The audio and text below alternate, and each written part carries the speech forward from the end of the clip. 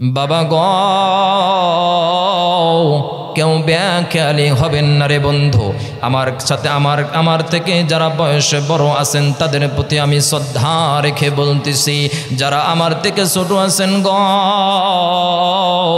তাদের প্রতি আমি স্নেহ ভালোবাসা নিয়ে বলতেছি রে বন্ধু।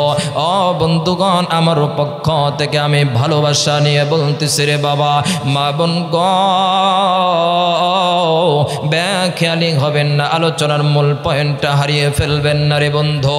যেহেতু গোরস্থানের উদ্দেশ্যে মাহফিল, এই জন্য আমি মৌতের বিষয়ে আলোচনা করতেছি রে বাবা। বন্ধু, আমি আর আপনি যতই টাকাওয়ালা হই না কেন, যত বড়ই ক্ষমতাশীল হই না কেন, এই গোরস্থানে আমাকে আপনাকে আসতে হবে। আমাকে আপনাকে কেউ এই গোরস্থানের আসার পথে কেউ ঠেকাইতে পারবে না। হযরতে জাবের রাদিয়াল্লাহু তাআলা আনহু তিনি বলেন, আমরা একবার সাহাবায়ে কেরাম গল্প করতেছিলাম, আলোচনা করতেছিলাম, এমন সময় রাহমাতাল লিল আলামিন সাইয়্যিদুল মুরসালিন দয়ার নবী এসে বলে, ও সাহাবীরা রে, তোমরা বনি ইসরাইলের ঘটনা তোমরা বেশি বেশি করে আলোচনা করবা। কারণ কি জানো, তাদের গল্পের ভিতরে, তাদের আলোচনার ভিতরে অনেক সুন্দর সুন্দর ঘটনা, আশ্চর্যজনক ঘটনা, শিক্ষণীয় বিষয় আছে। জাবের বলেন, আল্লাহ নবী সাল্লাল্লাহু আলাইহি ওয়াসাল্লাম এই কথা বলিয়া আল্লাহর নবী একটি ঘটনা বলে ফেলল। আল্লাহ তাআলার নবী বলেন, ও সাহাবীরা রে, বনি ইসরাইলের একটি দল ছিল, যেই দলটার চিন্তা চেতনা হইল, হাই হাই মৃত্যুর যন্ত্রণা কেমন, আমরা তা উপভোগ করতে চাই, যা জানতে চাই। তারা চিন্তা ফিকির করে ফেলল, আমরা 2 রাকাত কবরস্থানের পাশে যায় নামাজ পড়ব, আল্লাহ তাআলার কাছে দোয়া করব, আল্লাহ গো দয়ার মালিক আল্লাহ, মৃত্যু পূর্ববর্তী যন্ত্রণাটা কেমন যে ভোগ করেছে তার সামনে আমাদেরকে এনে দিবে না। আল্লাহ গো, ও মুসলমানি বন্ধুগণ, তারা যাইয়া ওইখানে 2 রাকাত নামাজ পড়িয়া দোয়া করছে, আল্লাহ তাআলা দোয়া কবুল করে নিল রে বন্ধু। এবার তাদের সামনে থেকে একটি কবর থেকে একটি মানুষ উঠে পড়ল রে বাবা। হে বন্ধু রে, এটা আমি মুসনাদে আহমদ ইবনে আবি শাইবার হাদিস বলতেছি রে বাবা। মুসলমানি বন্ধুগণ, আমার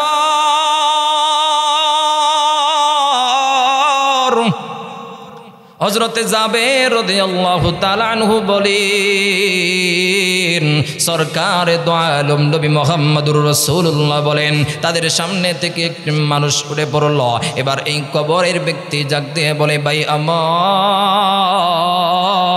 তোমরা কি জন্য আমারে উত্তোলন করলা, আমারে তুললা? আমার বন্ধু আল্লাহ নবী সাল্লাল্লাহু আলাইহি ওয়াসাল্লাম বলেছেন, তারা বনে ইসরাইলের এই দলটা তারা বলে, ভাইজান গো, আমরা মৃত্যু পূর্ববর্তী যন্ত্রণাটা কেমন তা আমরা জানতে চাই। আমার বন্ধুগণ, কবর থেকে যেই ব্যক্তি উত্তোলন হয়েছে, উঠেছে, এই ব্যক্তির কপালে 2 কপালটারে সিজদার দাগ দেওয়া আছে, অর্থাৎ সেই ব্যক্তি ইমানদার ব্যক্তি। আল্লাহ তাআলার এই বান্দা ডাক দিয়ে বলে, ভাই আমার, আল্লাহি তাল্লাহি, ও ভাই গো, আমার মৃত্যুর বছর 100 বছর হয়ে গেল। ভাইজান গো, 100 বছরের পূর্বে যেই মৃত্যু পূর্ববর্তী যন্ত্রণা যতটা কঠিন, যতটা ভয়ঙ্কর, ও বন্ধু আমার, কবরের ব্যক্তি ডাকতে বলে, ভাই রে,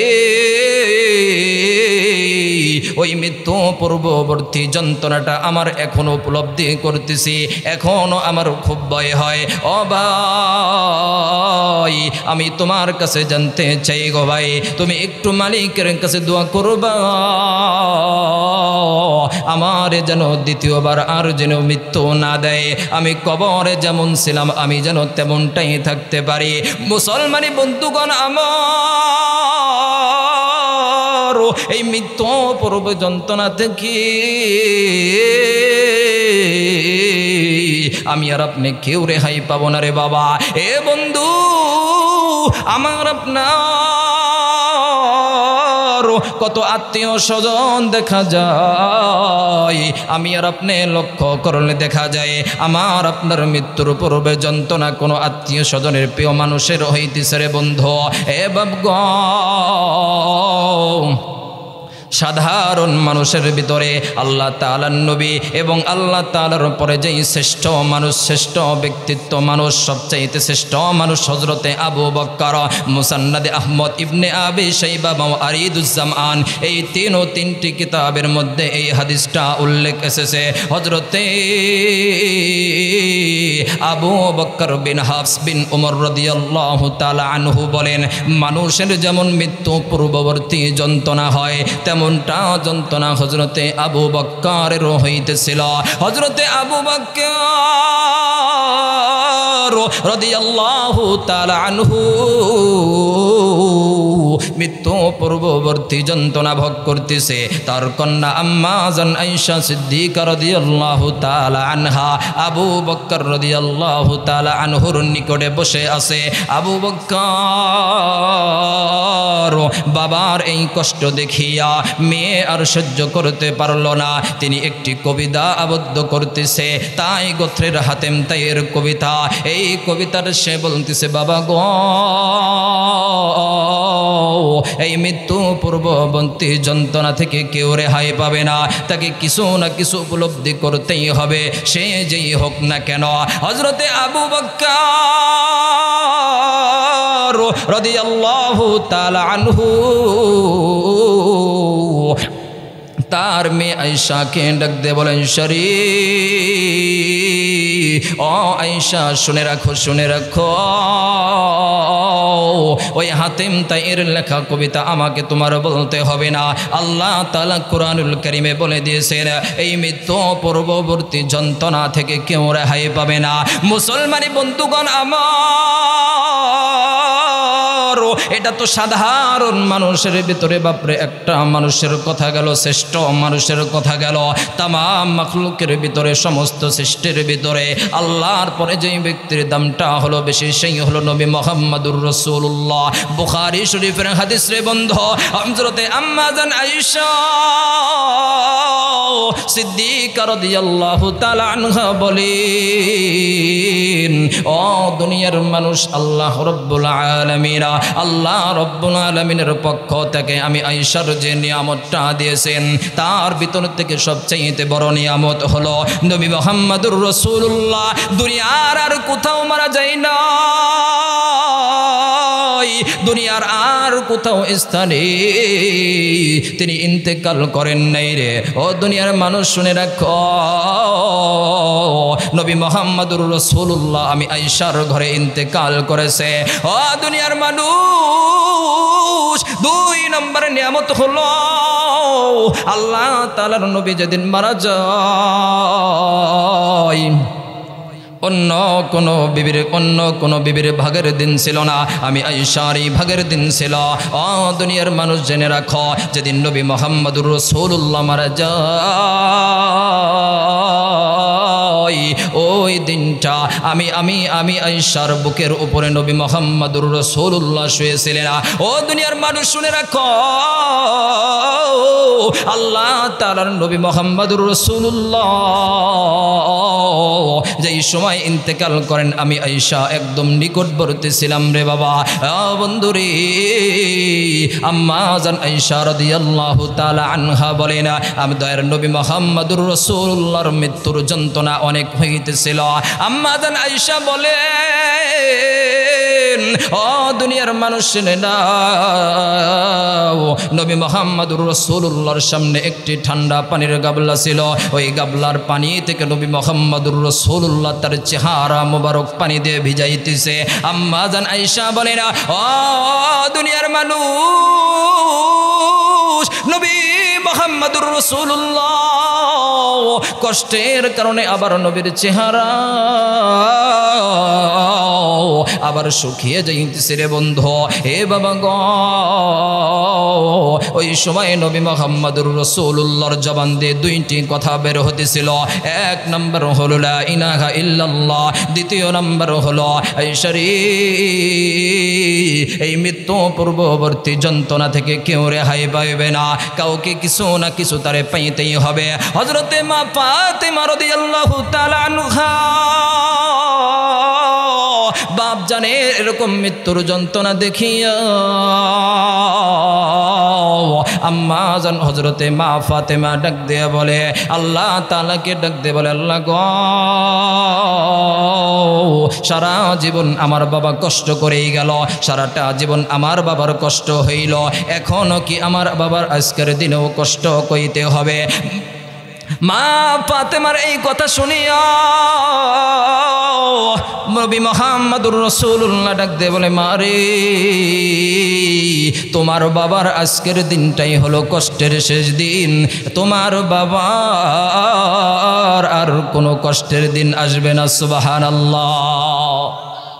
ডাক দিয়ে বলে, ও ফাতেমা, তোমার বাবার কষ্টের দিন শেষ, আল্লাহ তাআলা তোমার বাবাকে এখন সুখ শান্তির জন্য, শান্তি দেওয়ার জন্য স্বয়ং আল্লাহ তাআলা অপেক্ষায় আছে। সুবহানাল্লাহ।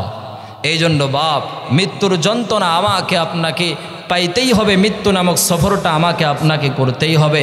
এই জন্য যেইভাবে চললে মুমিন হিসেবে চলা যায়, যেইভাবে চললে মুমিনের হালতে, মুমিনের অবস্থায় আজরাইল আলাইহিস সালাতু ওয়াস সালাম জানটা কবজ করবেন, সেইভাবে চলা লাগবে। কারণ মুমিনের আত্মা কতটা সহজে আল্লাহ তাআলা হযরতে আজরাইল আলাইহিস সালাতু ওয়াস সালামকে দিয়ে এই জানটা কবজ করাইবে এতটা সহজে যে হাদিস শরীফে উল্লেখ এসেছে, মুসনাদে আহমদ হযরতে বারা বিন আযিব রাদিয়াল্লাহু তাআলা আনহু থেকে হাদিসটি বর্ণিত। তিনি বলেন, মুমিনের রূহটা কবজ করার আজরাইল আলাইহিস সালাতু ওয়াস সালাম আসার কিছুক্ষণ পূর্বে একদল প্রতিনিধি দল ফেরেশতা আসবে। এই ফেরেশতার দলটার চেহারা থাকবে সূর্যের আলোর ন্যায়, সাদা কাপড় পরিধান করে আসবে। এই ফেরেশতার দলটি এই মুমিন ব্যক্তির চোখের দৃষ্টি যত দূরে যাবে তত দূরে এই দলটা বসে থাকবে। হযরত আজরাইল আলাইহিস সালাতু ওয়াস সালাম যেই সময় এই মালাকুল মউত আসবে তার জানটা কবজ করার জন্য, তার মাথার নিকটে বসে মুমিন ব্যক্তিকে জান্নাতের নাজ নিয়ামত শোনাইতে থাকবে, নাজ নিয়ামত শোনাইতে থাকবে। তার এই নাজ নিয়ামত শুনতে শুনতে তার মৃত্যু পূর্ববর্তী যন্ত্রণা, এই যন্ত্রণাটা আস্তে আস্তে কমে যাবে। যেই সময় কমে যাবে, যখন আজরাইল আলাইহিস সালাতু ওয়াস সালাম তার জানটা তখনই কবজ করবেন। সুবহানাল্লাহ। হাদিস শরীফে এসেছে, মুমিন এবং বেঈমানের রুহুর কবজ করার পার্থক্যটা এমন হবে, ভরা কলসি পানি যেমন আস্তে করে হালকা কেদ করলেই যেমন পানিটা পড়ে যায়, ঠিক তেমনটাই হবে একজন বেঈমানের আত্মা থেকে মুমিনের রুহুটা বের করা এতটা সহজ হবে। সুবহানাল্লাহ। নবী মুহাম্মদুর রাসূলুল্লাহ বলেন, তার রুহুটা যেই সময় কবজ করবে, বের করবে, আজরাইল আলাইহিস সালাতু ওয়াস সালামের হাতে নিবে, তার ঘেরান এতটা যে সারা সমগ্রে যত বিশ্বে যত সুঘেরান আছে সবচাইতে দামি, সবচাইতে ভালো সুঘেরান আতর হলো মেশকে আম্বর। এই মেশকে আম্বরের চেয়ে হাজার হাজার গুণ বেশি এই মুমিনের রুহু থেকে শ্রেণ বের হবে। সুবহানাল্লাহ। ওই প্রতিনিধি দল চলে আসবে, প্রতিনিধি দল চলে আসবে, এসে এই জানটা, এই রুহুটা হাতে নিবে। যেমন আমরা বিদেশ থেকে কেউ কোনো কিছু যদি নিয়ে আসে, আমরা আগে দেখি, এ আমার একটু দাও তো, আমার একটু দাও, যদিও জিনিসটা আমার না, আমরা দেখি কি দেখি না। ওই প্রতিনিধি দল ফেরেশতা আসবে, আসে এক ফেরেশতার কাছ থেকে আরেক ফেরেশতা নিবে, আরেক ফেরেশতার কাছ থেকে আরেক ফেরেশতা নিবে, এরকমভাবে তারা দেখবে আর দেখবে। সুবহানাল্লাহ। তাদের ভিতর থেকে দুইজন ফেরেশতা নিয়ে যাবে প্রথম আসমানে যেই সময় নিয়ে যাবে, প্রথম আসমানে নক দেবে গেটে, দরজা খুলে দেওয়া হবে। প্রথম আসমানের ফেরেশতারা এত সুঘেরান পেবে, তারা বলবে, হায় হায়, এত সুন্দর সুঘেরান কোথায় থেকে আসে? মনে হইতেছে আজকে আসমানে কোনো ভালো রুহুর, মুমিনের রুহুর আগমন। সুবহানাল্লাহ। যখন তারে প্রশ্ন করা হবে কারে নিয়ে আসছ, তখন এই দুই ফেরেশতা বলবে আমার আপনার পরিচয় দিবে, অমকের ছেলে অমক, অমক গ্রামের ছেলে অমক। সরকারে দো আলম নবী মোহাম্মদুর রাসূলুল্লাহ বলেন ওই সময় তার পরিচয়টা দেওয়া হবে যেই নামে তারে মানুষ শ্রদ্ধা করত, যেই নামে মানুষ তারে মহব্বত করত, ভালোবাসত। মুফতি সাহেব, হাফেজ সাহেব, হাজি সাহেব, মুসল্লি সাহেব, এরকমভাবে যেই নামে তারে মানুষ চিনত, সেই নামটাই ওই সময় বলা হবে সুবহানাল্লাহ। সেই সময় আসমানের ফেরেশতারা তাকে মারহাবান মারহাবান দে স্বাগতম জানাইবে, আর বলবে তোমাকে স্বাগতম জানাই, তিনটা সুসংবাদ শুনে নাও। এক নাম্বার হলো তোমাকে এইখানে কেউ গালমন্দ করবে না। দ্বিতীয় নাম্বার সুসংবাদ হলো ও রূহ, দ্বিতীয় নাম্বার সুসংবাদ হলো আল্লাহ তাআলা তোমাকে এইখানে যেই স্থানে রাখবে, যেই জায়গায় রাখবে, সেই শান্তির জায়গায় আল্লাহ তাআলা তোমাকে রাখবে। তৃতীয় নাম্বার সবচাইতে বড় সুসংবাদ হলো ও মুমিনের রূহ, বড় সুসংবাদ হলো ওই সত্তা, ওই মালিক তোমার প্রতি আর কোনোদিন নারাজ হবে না, আর হবেও না, এবং কি থাকবেও না। সুবহানাল্লাহ। যেই সময় এই রূহটাকে প্রথম আসমান, দ্বিতীয় আসমান একই প্রশ্নের সওয়াল জবাব হবে, তৃতীয়, চতুর্থ, পঞ্চম, ষষ্ঠম, সপ্তম একদম আরশে আজিম আল্লাহ তাআলার কাছে যাবে। সুবহানাল্লাহ। আল্লাহ রব্বুল আলামিন ফেরেশতাদেরকে হুকুম দেবে, ফেরেশতা যাও আমার এই মুমিনের রূহ তার শরীর মুবারকে দিয়ে দাও, এবং তার নামটা ইল্লিয়ান নামক খাতায় লিখে রাখো। ইল্লিয়ান এমন একটি নামক খাতা, যেই খাতার ভিতরে যাদের নাম লিস্টে আছে, যাদের নামের লিস্টে আছে তারাই হলো জান্নাতি। সুবহানাল্লাহ। এ চাই কি চাই না জান্নাতের ঠিকানায় নাম লেখাইতে, চাই কি চাই না? দুই হাত খানা তুলে দেখানো, লিল্লাহি তাকবীর। মুসলমান, আওয়াজ এত কণ্ঠে, আওয়াজ এত আস্তে কেন? বসে থেকে ওয়াজ শুনতেছেন, আওয়াজ দেবেন, তাকবীরের আওয়াজ, তাকবীরের ধ্বনিতে শয়তানগুলো সব কাঁপবে। মুসলমান, আজও কিন্তু বাংলার জমিনে আমি আর আপনি মুমিন দাবি করি, এখনো বাংলার জমিনে এই অবস্থাতেও নবীকে নিয়ে কটূক্তি করা হইতেছে, নবীর শানে বেয়াদবি করা হইতেছে, কোরআনের শানে বেয়াদবি করা হইতেছে। ও মুসলমান, স্পষ্ট ভাষায় বলতে চাই, এই বাংলার জমিনে নবীর বিরুদ্ধে কোনো কটূক্তি চলবে না, কোরআন হাদিসের বিরুদ্ধে কোনো আইন চলবে না। যদিও সরকার আমেরিকা হোক বা বিএমপি হোক অথবা জামাতে হোক, মুসলমানদের কোনো দ্বিধাদ্বন্দ্ব নাই। ও মুসলমান, আজকের জমিনে নবীকে নিয়ে বাংলাদেশে কটূক্তি করা হয়, আমি আর আপনি মুমিন দাবি করে আমার আপনার ঘরে আমি আর আপনি বসে থাকি, অথচ আমি আর আপনি দাবি করি মুমিন। যেই নবী আমার আপনার জন্য কি করে নাই, ওই কিয়ামতের ময়দানে কোনো নবী কোনো উম্মতের জন্য চিন্তা করবে না। সমস্ত নবী ইব্রাহিমের জন্য চিন্তা করবে, মুসার জন্য চিন্তা করবে, ঈসার জন্য চিন্তা করবে। শুধু একটাই নবী উম্মতের জন্য চিন্তা করবে, সেটা হলো আমার আপনার নবী। অথচ আজকের জমিনে সেই নবীকে নিয়ে কটূক্তি করা হইতেছে, আমি আর আপনি ঘরে বসে আছি। মুসলমান, স্পষ্ট ভাষায় বলতে চাই, শরীরে এক ফোঁটা রক্ত থাকালীন এই বাংলার জমিনে নবীকে নিয়ে কটূক্তি করলে তারে ছেড়ে দেওয়া হবে না। কোরআন হাদিস বিরোধিতা কোনো আইন মুসলমানরা মেনে নিতে পারবে না। যদি পরিজনে সুতার পোশাক পরিধান করব না, সুতার পোশাক খুলে লোহার পোশাক পরিধান করতে কে কে রাজি আছেন? দুই হাত কেন তোর আল্লাহকে দেখান।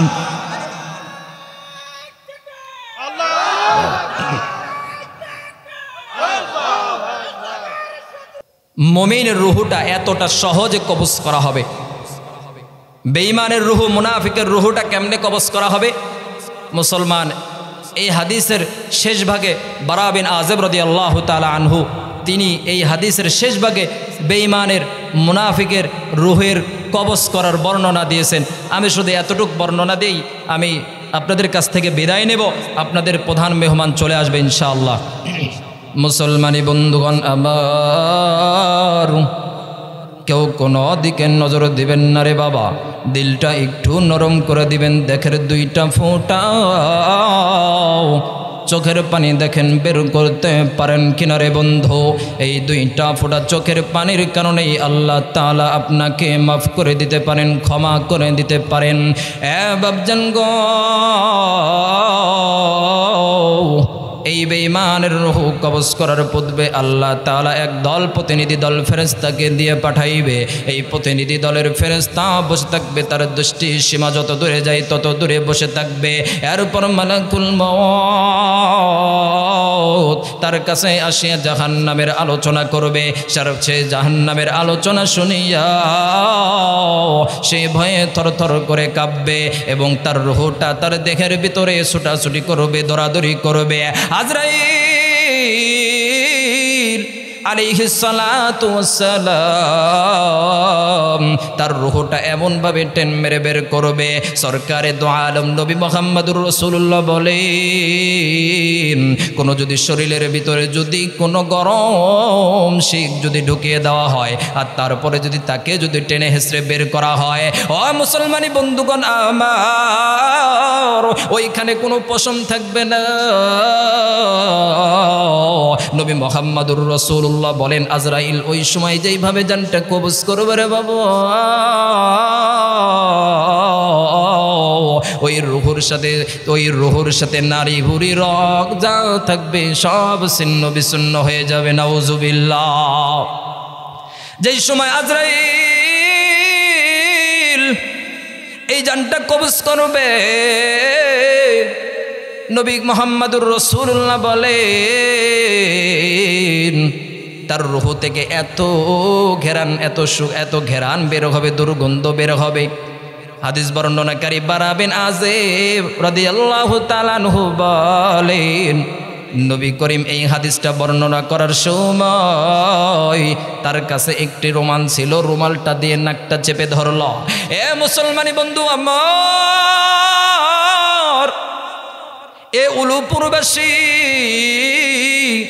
গভীর মনোযোগ দিয়ে শোনা চাই রে বাবা। এইখানে আলোচনা কে করতেছে, কার ছেলে, কোন বংশের ছেলে, সেই দিকে লক্ষ্য করা যাবে না রে বাবা। দেখেন জবান দিয়ে কোরআন হাদিসের কথা বের হয় কিনা, সেই হাদিসের সেই কোরআনের কথার দিকে লক্ষ্য করা চাই রে বন্ধু। এ বাজান আমার, সরকারে দো আলম নবী মুহাম্মদুর রাসূলুল্লাহ বলেন, এই রূহটাকে যেই সময় বের করা হবে, এই রূহটা বের করার সাথে সাথে আজরাইল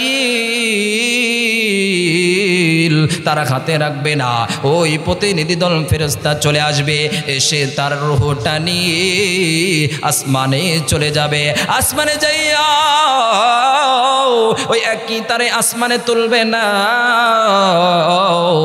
আসমানের ফেরেশতা বলবে, আমি এরে রাখবো না, এই বেঈমানের স্থান আসমানে হইতে পারে না। আল্লাহ তাআলার নির্দেশে এই বেঈমানের আত্মাটার রূহটা সপ্তম জমিনে সিজ্জিনের খাতায় লিখে রাখবে। এই সিজ্জিন এমন একটা নামক খাতা, এই খাতার ভিতরে যাদের নাম আছে রে বন্ধু, তারাই হলো জাহান্নামী। জোরে বলেন নাউজুবিল্লাহ। আমার আপনার যদি, আমি আর আপনি যদি বেঈমান হয়ে মারা যাই, আমার আপনার কবরে বাবারে কঠিন আযাব হবে। ও বন্ধু, দুই একটা আযাবের কথা বলে আমি শেষ করে দিব রে বন্ধু। এক নম্বর আযাব হবে, আমাকে আপনাকে হাতুর দিয়ে আঘাত করবে। যেই হাতুরের ভারীটা কেমন হাদিসের ভিতরে আসছে, মিনাবাসী সবাই মিলেও এই হাতুরটা উত্তোলন করতে পারবে না, এতটা ভারী হাতুর। সরকারে দো আলম নবী মুহাম্মদুর রাসূলুল্লাহ বলেন, উম্মত আমার, নবী মুহাম্মদুর রাসূলুল্লাহ উম্মত গো, তার হাতুরটা মিনাবাসী উত্তোলন করতে পারবে না। দ্বিতীয় নম্বর হলো, এই হাতুরটা দিয়ে যদি কোনো মাটির পাথর পাহাড় কেনা, যদি পাথরের পাহাড়ের সাথে পাহাড়ের উপরে যদি সামান্য জাররা পর্যন্ত আঘাত করা হয়, ওই পাথরের পাহাড় চূর্ণ বিচূর্ণ হয়ে যাবে। নাউজুবিল্লাহ। মুসলমানি বন্ধুগণ আমার, একটু চিন্তা করে দেখ না রে বাবা, ওই হাতুড়ির আঘাত আমি আর আপনি কি সহ্য করতে পারবো কি? না রে বন্ধু, না না না না, আমি আর আপনি তো পারবো না। ও বন্ধু, ওই যে কবরটা কেমন কবর থাকবেন নি? এই হাতুড়টা এমন একজন ফেরেশতাকে নিযুক্ত করে দিবে, যেই ফেরেশতা কথা বলতে পারে না, যেই ফেরেশতা রে বন্ধু, যেই ফেরেশতা কানেও শোনে না, চোখেও দেখে না, এমন একজন ফেরেশতাকে ওইখানে দায়িত্ব দিবে। এই ফেরেশতা ওই বেঈমানকে হাতুড় দিয়ে আঘাত করবে। এ মুসলমানি বন্ধুরা, আমার আপনার বাবা মাকে, আমার আপনার মাকে রেখে আসলাম কবরে, চিন্তা পড়ে গেলাম হুজুর, এই ঠান্ডা মাটির কবরে আমার আপনার মা কেমনে থাকবে, আমার আপনার বাবা কেমনে থাকবে, সন্তান কেমনে থাকবে? ও মুসলমানি বন্ধুগণ, ওই কবরটা, ঠান্ডা মাটির ওই কবরটা থাকে না। কোনো বান্দা যদি ওই কবরের প্রশ্নের উত্তর যদি না দিতে পারে, ও বন্ধু, ওই কবরটা মাটির কবর থাকে না, ওই কবরটা জাহান্নামের আগুনের কবর হয়ে যায়। নাউজুবিল্লাহ। মুসলমানি বন্ধুরা আমার, আমি আর আপনি চিন্তা করি হুজুর, ওই 3.5 হাত জায়গার ভিতরে আমার বাপ, আমার মা, আমার সন্তান কেমনে থাকবে? না রে বন্ধু, না না না, ওই কবরের প্রশ্নের উত্তর যদি না দিতে পারে, ও বন্ধুরে, ওই কবরটা 3.5 হাত থাকে না।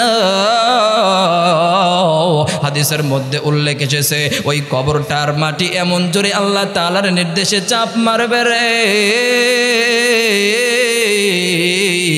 এক পাঁজরের হাড্ডি অন্য পাঁজরে ঢুকিয়ে যাবে, এক হাড় অন্য হাড়ের ভিতরে ঢুকিয়ে যাবে। ও বন্ধুগণ আমার, আমি আর আপনি আমার বাবাকে, আমার মাকে, আমার সন্তানকে সাদা পোশাক পরিধান করে কাপড় দিয়ে আসলাম, ওই কবরের প্রশ্নের উত্তর যদি না দিতে পারে রে বন্ধু, তাহলে বাপরে, ওই সাদা কাপড় আর কাপড় থাকে না, সেই কাপড়টা হলো জাহান্নামের কাপড় হয়ে যায়। ও বন্ধু আমার, এইখানে আমি আর আপনি থাকতে পারবো না রে বাবা, সারা জীবন থাকতে পারবো না, আমাকে আপনাকে যাইতে হবে। ও বন্ধু দেখেন, উপর দেখেন রে বাবা, এক মাহফিল থেকে এই মাহফিল পর্যন্ত দেখেন কত মানুষ কবরে চলে গেল। না রে বন্ধু, দেখেন আপনি যার সাথে পাশে বসছিলেন রে বাবা, গত মাহফিলে আপনি যার সাথে বসেছিলেন, দেখেন রে বন্ধু, সে নাই। বাজান স্টেজেও কিন্তু একজন মুরব্বি ছিল, জুব্বার করে নাম রে বন্ধু, এই মাস্টার সাহেব কিন্তু আর এই দুনিয়াতে নাই। ও বন্ধুরে, এই দুনিয়া ছেড়ে আমাকে আপনাকে যাইতে হবে, এই দুনিয়া থেকে আমাকে আপনাকে যাইতে হবে। আমি আর আপনি যতই ক্ষমতাশীল লোক হই না কেন, আমার আপনার যতই টাকা থাকুক না কেন, আমার আপনার যতই দল ক্ষমতাই থাকুক না কেন, আমাকে আপনাকে কিন্তু এই দুনিয়া ছাড়তে হবে রে বাবা। ও মুসলমানি বন্ধুরা আমার, আমি আপনাদের কাছে বলি, 2টা পায়ে হাত দিয়ে বলে রে বাবা, বেঈমান হয়ে মৃত্যুবরণ করা যাবে না রে বন্ধু, বেঈমান হয়ে মৃত্যুবরণ করা যাবে না। ও বাজান রে, বলছিলাম লুকমান আলাইহিস সালাতু ওয়াস সালামের কথা, 4টা জিনিস যদি আমার আপনার অন্তরে থাকে, তাহলে আমাকে আপনাকে আল্লাহ রাব্বুল আলামিন ভালো দিলওয়ালা, অন্তরওয়ালা আমাকে আপনাকে ডাকবে। ও বন্ধু রে, তার ভিতরে 2টা হলো আমাকে আপনাকে মনে রাখতে হবে, আর 2টা একেবারে ভুলে যাইতে হবে। যে 2টা মনে রাখতে হবে, 1 নাম্বার হলো জিকরুল্লাহ, 2য় নাম্বার হলো জিকরুল মাউত। আর 2টা যদি আমি আর আপনি যদি আমার জীবন থেকে ভুলে যাই, তাহলে কাল কিয়ামতের ময়দানে আল্লাহ তাআলা বলবে, ও বান্দা আমার, আয় আয় বান্দা, ও ভালো দিলওয়ালা বান্দা ওই যে আমার তৈরি জান্নাত আমি তোরে দিয়ে দিলাম সুবহানাল্লাহ। মুসলমানি বন্ধুগণ, এইখানে যেন কোন সন্তানের যেন মা নাই, কোন সন্তানের জন্য বাবা নাই রে বাবা, কোন বাবার যেন সন্তান নাই, কোন মায়ের যেন রে বন্ধু সন্তান নাই, এমন মানুষ আমি মাত্র 10 জন ব্যক্তি চাই রে বাবা। যেই 10টা মানুষ 1,000 টাকা করে দিবেন, মাত্র 10 জন ব্যক্তি চাইছি। কয়জন?